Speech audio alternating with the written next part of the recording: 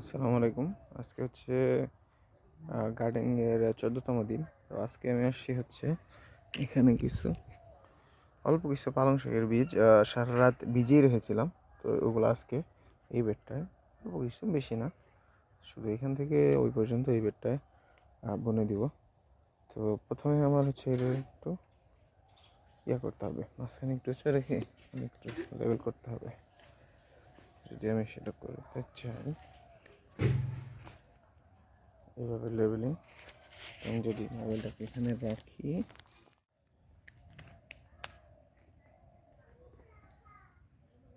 আমি হচ্ছে এটাতে সমান করব বেডটাকে, সমানই আছে তারপরও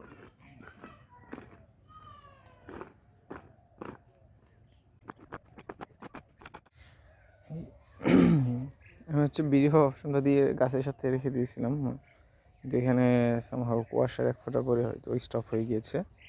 তো এটাই আমার অলরেডি বোনা শেষ, পালং শাক।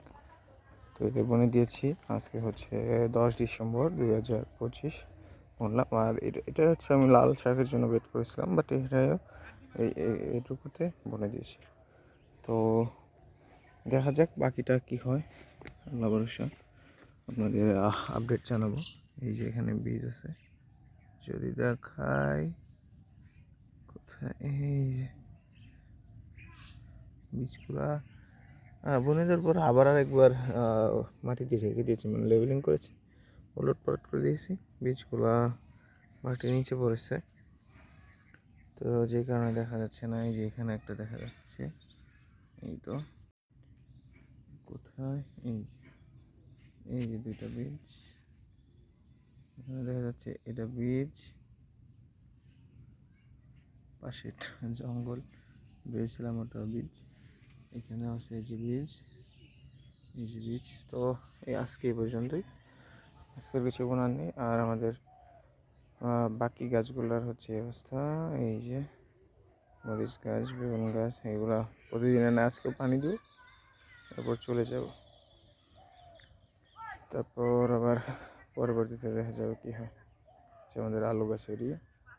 আর আপাতত সিম এসেছে মাশাআল্লাহ অনেক, এই যে সিমগুলা,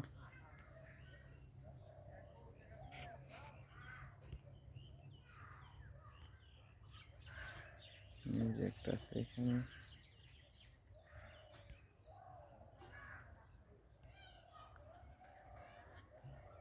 এই যে ওদের আম গাছটাকে জড়িয়ে ধরে পুরোটা ওরা জড়ে আছে। যদি ওটা আম গাছের জন্য একটা ক্ষতি, তো যেহেতু উঠে গিয়েছে, মানে সিম ধরে গিয়েছে, সেই কারণে আর এটা কিছু করা হয়নি।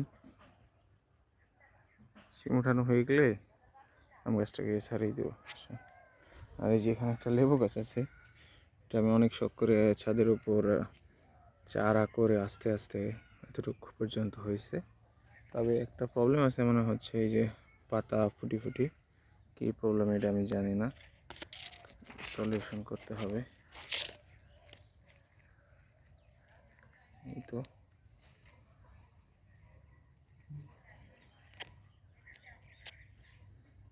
এটা যে কী প্রবলেম আমি জানি না, কেউ জেনে থাকলে আমাকে সলিউশন দিয়ে দিবেন, আমি অ্যাপ্লাই করব। ন্যাচারাল কোনো সলিউশন যদি কারোর কাছে থাকে। ওকে, আজকে এই পর্যন্তই। আল্লাহ হাফেজ, সবাই ভালো থাকবেন।